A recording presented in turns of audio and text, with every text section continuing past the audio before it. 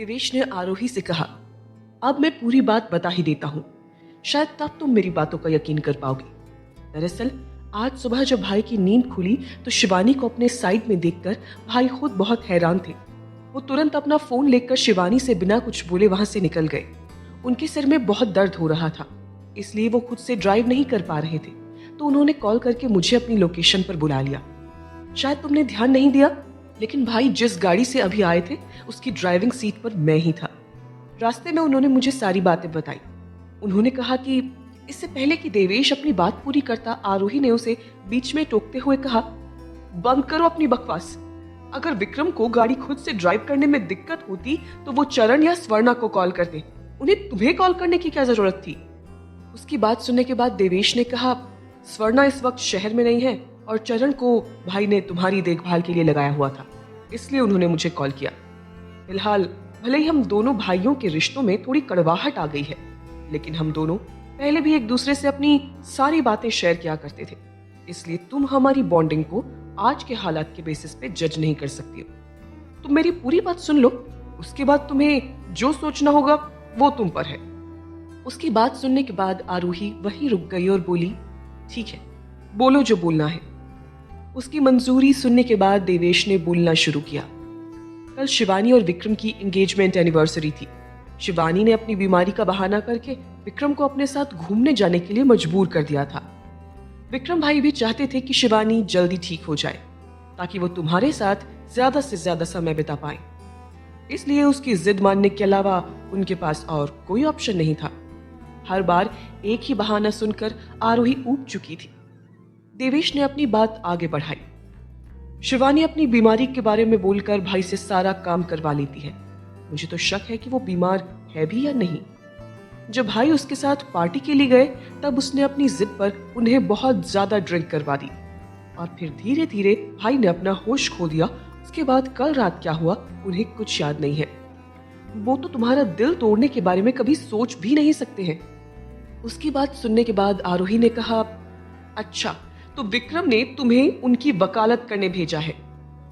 देवेश ने सोचा नहीं था कि आरोही उसकी बात का ऐसा मतलब निकालेगी। उसने फिर आरोही को समझाने की कोशिश की, देखो आरोही, मैं यहाँ किसी की तरफदारी करने नहीं आया, बस सच बताने आया हूँ। उसके लिए तुम चाहे मुझ पर कितना भी गुस्सा कर लो, मुझे कुछ भी बोल लो, उसके बाद भी मैं तुमसे कभी नाराज नहीं हो सकता। मैं तो तुम्हारी खुशी चाहता हूँ, बस इसलिए तुम्हें समझाने की कोशिश कर रहा हूँ। आरोही सवालिया नजरों से देवेश को देखते हुए बोली, अगर तुम्हें मेरी खुशी की इतनी ही पड़ी है तो तुम मुझे ऐसे आदमी के साथ रहने के लिए कैसे बोल सकते हो जिसके दिल में कोई और है। तुम्हें क्या लगता है मैं ऐसी लाइफ जीकर कभी खुश रह पाऊंगी। देवेश ने फीकी मुस्कुराहट के साथ कहा, तुम खुद से पूछो कि क्या तुम भाई के बिना अपनी लाइफ में खुश रह पाओगी। मैं तुमसे पिछले 4 साल से प्यार करता हूँ। कॉलेज में जिस दिन तुमने मेरी जान बचाकर मुझे नई जिंदगी दी थी, उस दिन ही मैंने अपनी जिंदगी तुम्हारे नाम कर दी थी। उसके बाद से मैंने कभी किसी और के बारे में सोचा भी नहीं। मैं जानता हूं कि प्यार के बिना जीना कैसा होता है, इसलिए मैं बस इतना चाहता हूं कि तुम्हें उस दुख से न गुजरना पड़े। मेरी किस्मत में शायद तुम नहीं हो, लेकिन कम से कम तुम्हें खुश देखकर मैं अपने मन को मना लूंगा। इसलिए मैं तुम्हें इतना इंसिस्ट कर रहा हूं कि कोई भी फैसला लेने से पहले ठंडे दिमाग से सोच लेना। ये सब सुनने के बाद आरोही के दिमाग में बस यही बात चलने लगी कि विक्रम के बिना उसकी जिंदगी कैसी होगी। अपनी जिंदगी को विक्रम के बिना सोचकर आरोही का दिल भर आया। देवेश ने अपनी बात जारी रखते हुए कहा, जितने अच्छे से भाई को मैं जानता हूं शायद ही कोई जानता होगा। मैंने विक्रम भाई को आज तक किसी के लिए इतना कंसर्न नहीं देखा जितना वो तुम्हारे लिए रहते हैं। शिवानी के लिए भी मैंने उन्हें इतना परेशान आज तक नहीं देखा। भाई तुमसे प्यार करने लगे हैं और उन्होंने तुम्हें कई बार ये बात समझाने की कोशिश भी की, लेकिन तुम हो कि समझने को तैयार नहीं हो। देवेश जिस हिसाब से विक्रम की साइड ले रहा था, आरोही को अब उसकी बातों से इरिटेशन होने लगी थी। उसने कह दिया, मुझे इतना ज्ञान देने के लिए थैंक यू सो मच, लेकिन अब ये मैटर मेरे और विक्रम पर छोड़ दो। तुम्हें बीच में पड़ने की जरूरत नहीं है।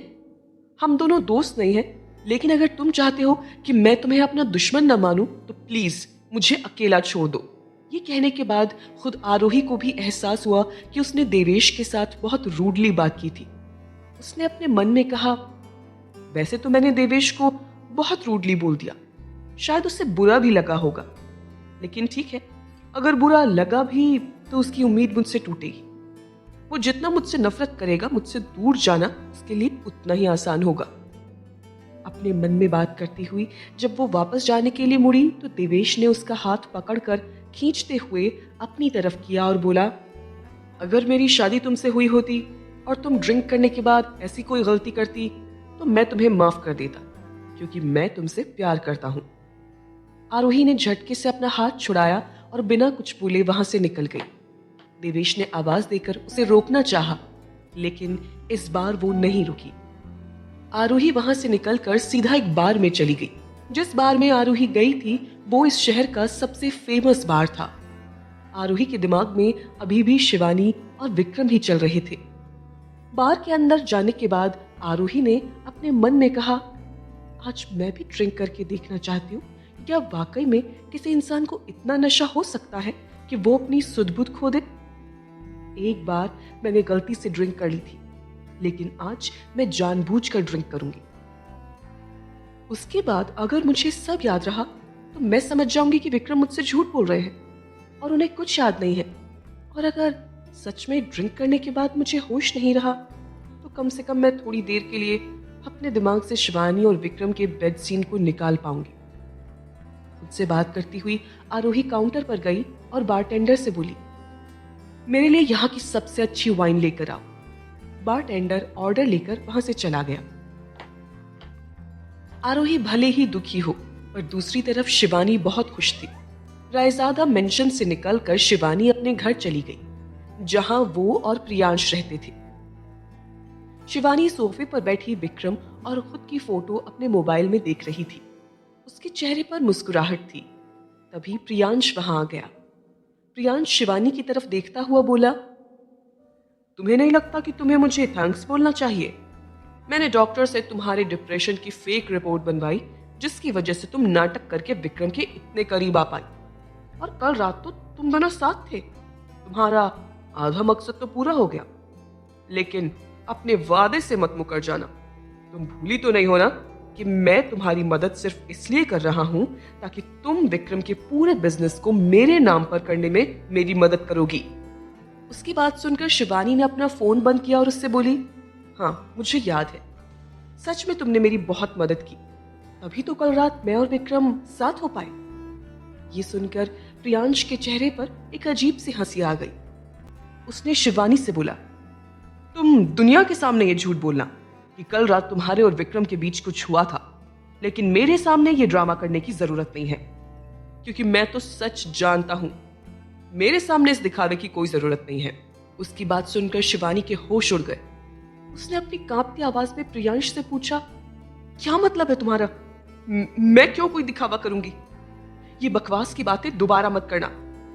प्रियांश जोर जोर से हंसने लगा और बोला, कल रात तुम विक्रम को जहां लेकर गई थी वो भी तो मेरा ही प्लान था, तभी तो मुझे तुम्हारा रूम नंबर भी पता था और मैंने वहां पहले से ही कैमरा लगा रखा था। मुझे पता है कि कल रात तुम्हारे और विक्रम के बीच कुछ नहीं हुआ है। तुमने कोशिश बहुत की थी, लेकिन विक्रम इतने नशे में होने के बाद भी तुम्हारे कंट्रोल में नहीं आ पाया। यह सुनकर शिवानी की आंखें फटी रह गई। प्रियांश ने अपनी बात आगे बढ़ाई, इसलिए तो तुमने ऐसा सीन क्रिएट किया जिससे विक्रम को ये यकीन हो जाए कि सच में तुम दोनों के बीच कुछ हुआ था, और नशे में होने के कारण उसे कुछ याद नहीं है। कल रात जो कुछ भी हुआ था उसका सबूत भी मेरे पास है। मैंने पेन ड्राइव में सारा डेटा ट्रांसफर भी कर लिया, तुम चाहो तो देख सकती हो। उसकी बात सुनने के बाद शिवानी को गुस्सा आ गया और वो चिल्लाती हुई बोली, तो और क्या करती? कल तक तो विक्रम मुझसे प्यार करता था, आज उस आरोही के आने के बाद विक्रम नशे में भी उसके नाम की ही माला जप रहा था। इसलिए मुझे ऐसी चाल चलनी पड़ी ताकि विक्रम मजबूर होकर मेरे पास आ जाए। और आरोही को जब मैंने ये सब बताया तो वो भी गुस्से में थी। मुझे तो लगता है वो खुद ही विक्रम को छोड़ देगी। मैं इतने अच्छे मौके को हाथ से नहीं जाने देना चाहती थी। इसलिए मैंने ये सब किया। लेकिन तुमने वीडियो क्यों बनाई? तुम आखिर चाहते क्या हो? उसकी बात का जवाब देते हुए प्रियांश ने कहा, तुम इतनी शातिर हो जो अपने प्यार विक्रम के साथ धोखा करने को तैयार हो। उसे अपनी जिंदगी में लाने के लिए तुम उसकी मेहनत की पूंजी मेरे नाम पर करवाने में मेरी मदद कर रही हो। तो क्या पता कल को तुम्हारा इरादा बदल गया और तुमने मुझे डबल क्रॉस करने की कोशिश की तो? मैं कोई रिस्क नहीं लेना चाहता था, इसलिए मुझे ये सबूत इकट्ठा करना पड़ा। उसकी बात सुनने के बाद शिवानी बहुत डर गई। वो अपने मन में बोली, कहीं ये सच प्रियांश आरोही को ना बता दे। दूसरी तरफ आरोही शिवानी की हरकत की सच्चाई से अनजान थी और बार में बैठी वाइन का इंतजार कर रही थी।